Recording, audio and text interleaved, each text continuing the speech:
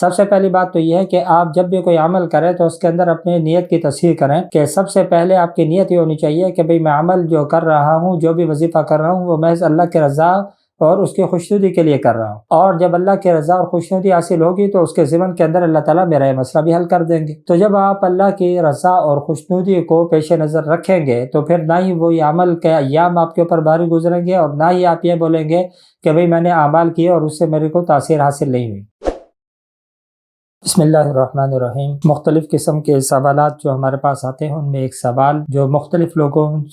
کی طرف سے کیا گیا، اور اس میں اگر دیکھا جائے تو تقریباً سب کا لب لباب ایک ہی ہے، وہ یہ ہے کہ بھئی ہم اپنی کسی خاص ضرورت کے لیے، کسی مقصد کے لیے بتائے گئے اعمال کر رہے ہیں، مختلف لوگوں نے ہمارے کو تجویز کیے ہیں اعمال اور ہم وہ کر رہے ہیں، لیکن اس کے باوجود بھی ہمارا کام نہیں ہو رہا، بلکہ بہت سارے تو یہ کہتے ہیں کہ بھئی ہم نے تو کئی اعمال کر کے دیکھ لیے، کئی قسم کے ہم نے اعمال کیے، لیکن جو ہے جس مسئلے کے حل کے لیے ہم لگے ہوئے ہیں وہ مسئلہ ہمارا حل نہیں ہو رہا، اور ہمارے کو اپنے مقاصد کے اندر کامیابیاں نہیں مل رہی۔ تو اس کے اندر ایک بات تو یہ ذہن نشین رہے کہ جب کوئی عمل کوئی بھی شخص، کوئی بھی عامل یا کوئی بھی بزرگ تجویز کرتا ہے اور اس کے لیے جو وہ مدت بیان کرتا ہے، یہ ایک تجرباتی مدت ہوتی ہے کہ عام طور پر اتنے وقت کے اندر یہ چیز حاصل ہو جاتی ہے، لیکن وہ کوئی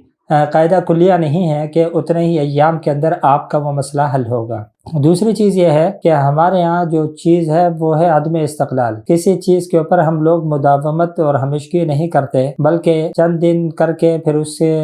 تاثیر نہ پا کر کے ہم اس سے کیا ہو جاتے ہیں، یہ کہتے ہیں کہ نعوذ باللہ تھوڑا سا بدگمان ہو جاتے ہیں، یار اس سے کچھ بھی نہیں ہو رہا، اب یہ چھوڑو اور دوسرا کر کے دیکھو، پھر چند دن دوسرا کیا، پھر چند دن تیسرا کیا، چند دن چوتھا کیا، اس طریقے سے مختلف قسم کے اعمال کرتے ہیں، اور پھر جب کسی سے پوچھنے کے لیے آتے ہیں تو پھر وہ سوال یہ کرتے ہیں کہ ہم تو مختلف قسم کے اعمال کر رہے ہیں لیکن نتیجہ کوئی مرتب نہیں ہو رہا۔ تو اس سلسلے میں نے پہلے عرض کیا کہ اس کے اندر جو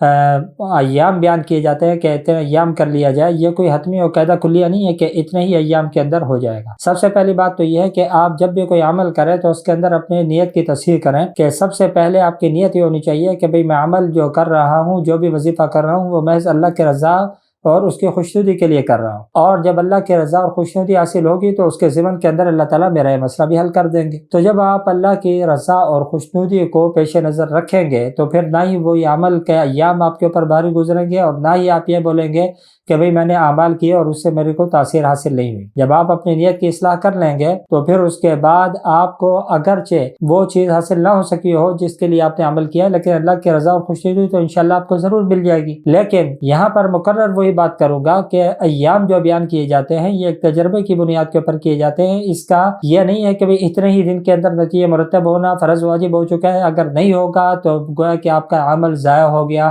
اور اس کا کوئی فائدہ نہیں ہوا۔ تو عمل کے فائدے کے لیے ضروری ہے کہ آپ اپنی نیت کی اصلاح کریں، اور نیت کی اصلاح کے ساتھ ساتھ آپ اس کے اندر کیا کریں، مداومت بھی کریں اور ہمیشگی بھی کریں۔ چند دن کرنے کے بعد اس سے بدگمان ہو کر، دل برداشتہ ہو کر دوسرے اعمال کو تلاش کرنا اور پھر کہنا کہ مختلف قسم کے اعمال ہم نے کیے ہیں اور نتیجہ ہمیں مرتب نہیں ہو رہا، تو اس طریقے سے آپ 1000 اعمال کر لیں لیکن کوئی نتیجہ مرتب نہیں ہوگا۔ تو سب سے پہلے تصحیح نیت ہے، اس کے بعد پھر مداومت ہے، اس کے بعد یہ نیت کر لیں کہ بھئی جب تک اللہ تعالیٰ کی رضا اور خوشنودی حاصل نہیں ہوگی میں کرتا رہوں گا، اور پتہ کیسے چلے گا بھی میرا مسئلہ حل ہو جائے گا۔ تو جب آپ یہ کرتے رہیں گے تو انشاءاللہ وہ مسئلہ ضرور حل ہو جائے گا۔ دعا فرمائے اللہ رب العالمین سمجھنے کی اور عمل کرنے کی توفیق عطا فرمائے۔